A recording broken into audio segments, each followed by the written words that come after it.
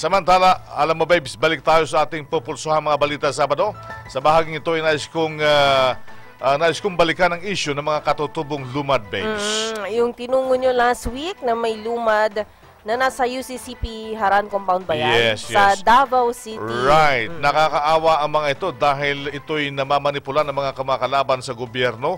May nagpakamatay na ang mag-asawa doon, babes.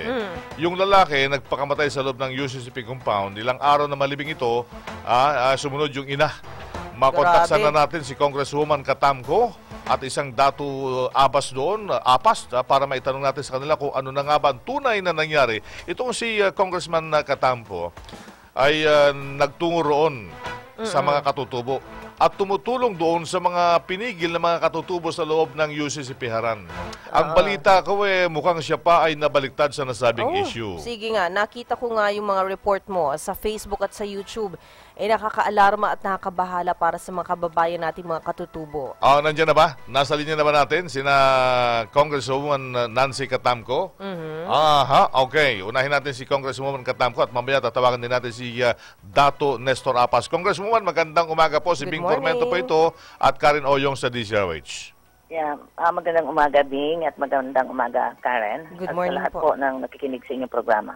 Ma'am, masama ho yung aming nabalitaan kayo raw naging hindi maganda ang dating doon sa mga lumad tribe doon sa Davao ng pagtungo ninyo sa nasabing compound. Siguro, Bing, no? Ganun lang naman talaga yon. May mga taong magdi-discredit sa'yo dahil may tao rin may interest na para hindi makaalis yung mga tao doon yung mga lumads doon sa Haran.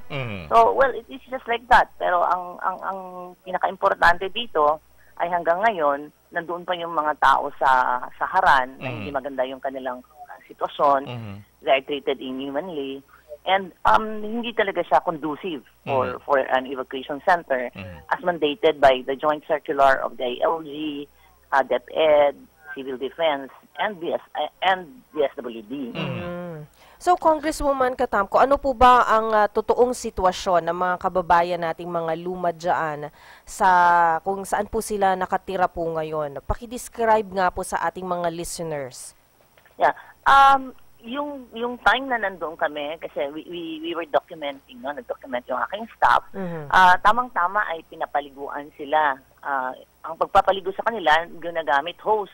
Hose yung ginagamit. Tapos lahat, magkakasama, bata, babae, lalaki, matanda, no?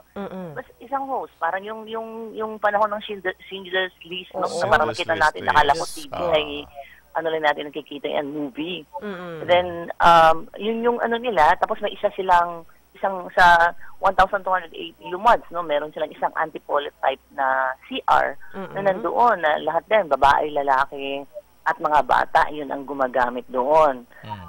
Meron silang bamboo, yung kanilang tents, bamboo tents, no? Na ito ay nilagyan lamang ng tarpaulin at itong mga sacks, no? Na laminated. Tapos, yun lang. Tapos nag-make-shift tents sila. 20 person per tent. Wow. Tapos yung tent na yon ay kahit sino lang ang pwede matulog doon, hindi yun exclusive na sa inyong pamilya. Wow. So, talagang hindi talaga siya safe at talagang prone to abuse, no? Lalong-lalo na sa mga babae. At yung mismo, at yung mismong lugar ay talagang prone to health, no? Health risk. Yes. Para po sa inyong kalaman na Congresswoman, nagtungo din po ako ng personal sa lugar na yon at nakausap ko itong si Dato Nestor Apas. Ngayon ay pinatawagan ko rin para kayo magkausap at malaman. Sila ang aking nakausap doon at hinihiling nila ang nakumilos na daw ang national government para pakawalan ng kanilang mga katribo na kasalukuyang nandun pa rin sa UCCP compound dyan sa Davao City. Itong siya nagkwento sa akin paano dinala sa compound na yan, kinuha sa kanilang komunidad ng mga militanteng grupo para po sa ating kapakanan, no? Para malaman natin. Kasi ako, binabaliktad din ako ng issue ito. Ako'y inupakan din ako sa social media na wala raw katotohanan yung mga report ko, Congresswoman. So, nasa linya din natin si Dato Nestor Apas, Langilan, Manobo tribe ito, ang kanyang nire-representa. sa isa sa mga tribal leaders ng Davao del Norte. Magandang umaga sa iyo, Dato Apas. Yes, sir. Magandang umaga po sa inyo. Oo, kasama po natin si Congresswoman Katamko na siyang nagtungo rin niya sa Davao City ngayon. Na anong nais, pwede bang ikwento mo sa amin? Paano mo talaga, yung kwento mo na kinuha yung iyong mga kababayan, mga katribo natin dyan, sa dinala sa UCP Haran. Sino ang kumuha sa mga kanila? Ang nangyari po sa pag-recruit sa kanila, in-organize ng mga CPP, NPA, ang mga komunidad, na bawat komunidad kunan nila ng ilan-ilan upang ipadala ng Davao. Kasi ang sabi pa, nabigyan ni Presidente ng pera, bigas, at si Mayor Duterte at si Congressman Manny Pacquiao. Pinasakay sila ng bus papunta ng Davao hanggang nakarating sila ng Haran. Doon sila nilagay na walang parang priso na hindi pwede makalabas, hindi pwede makapasyal. Wala silang mapipilian kundi susama sa mga rally. Yun ang nangyari sa kanilang buhay doon. Sino ngayon ang pumipigil sa kanila at ayaw palabasin? Ang mga militante. Sino ito mga militanteng grupo? Sino? Pakibanggit nga huli. Mga militante na grupo, Karapatan, Pasaka, Gabriela, Bayan Muna, Kilusang Magbubukid ng Pilipinas, Rural Missionary of the Philippines, UCP, at iba pa. Okay.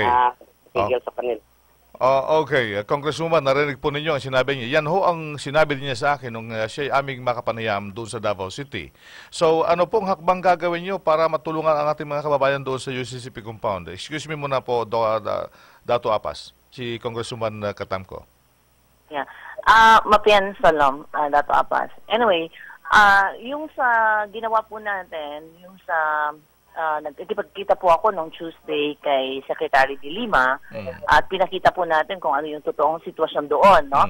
So, the Secretary herself promised na ito'y tututukan niya at aaksyonan, no? Also, last Wednesday, nakipagkita rin ako kay Secretary Dinky Suliman at meron silang plano, no? Because ang sinabi nila, nung pumunta dito yung UN rapporteur, isa sa exit conference na talagang kailangan makauwi yung mga lumad sa kanilang ancestral domain. So ngayon ang sabi ni Secretary Dinky ay magkakaroon sila ng temporary shelter para ilalagay nila sa Talaingod, Kapalong at sa San Fernando para yung lahat ng mga nasa Haran ay maiuwi nila. But before that ay kailangan na muna nilang mag-mediate, no? Mismo sila ang kakausap sa Haran na kailangan talagang i-turn over nila sa DSWD since ang Haran mismo ay not fitted to be an evacuation center as mandated in the joint circular. So yun po yung sinabi ni Secretary Dinky sa atin last Wednesday nung nag-usap kami po. Okay. So maganda ito. Mahaba-habang pagtalakayan ito, Congresswoman Katamko, ma'am. Siguro ho ay iuurong natin na ating talakayan mamaya ho sa ating susunod na programa siguro para mas mahaba po yung ating pag-uusapan. Mamaya hong alas 9 ng umaga sa ating Radyo ng Bayan at mamayang gabi alas 9 ng gabi sa ating Abot Kamay sa DCRH. Mas mahaba-haba po yung oras na yun na pwede po nating talakayin ng mga isyong ito at unti-unti po nating ipaliliwanag sa ating mga kababayan kung paano po talaga natin matutulungan yung mga kababayan natin doon na totoo namang minamanipula. Maliwanag ho yun. Sinabi mismo ni Rapporteur Beyani na minamanipula. Hindi po trafficking yung kanya sinabi. Doon ho siya medyo nagkaroon ng pagtatalo sa social media nang mabanggit yung word na trafficking, ma'am. Yes.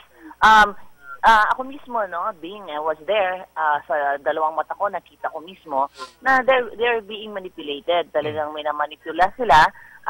Kahit nung nagkaroon kami ng usapan or dialogue doon sa loob ng Haran, you just cannot talk to the community. Pero meron silang mga tao na yun ang nakikipag-usap sa'yo at sila yung nagko-control. So, and even the support groups, no, sila yung nagko-control. Yung sinasabi natin ng mga militanteng grupo, na yun ang nagmamanipulate at nagko-control sa kanila. Ang masama lang, yung lumabas sa Inquirer, iba yung kanilang pagkasabi sa manipula, no? Ang nagmanipula daw kung paano sila i-rescue So, Bumalik na ng ang istorya. totoo, hanggang ngayon, kontrolado nila kasi nandoon nga sa Haran na nakapadlock. Oo.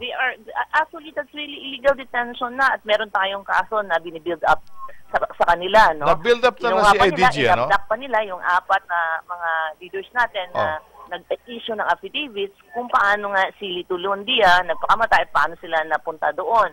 Nagpapasalamat tayo dahil kahapon ata ay na yung isa yung isa ay nakalabas na, pero yung 3 ay hawak pa rin nila, no? And ang gusto pa nga nila ay bago nila ilabas yung 3, kung iatras muna yung kaso sa kanila.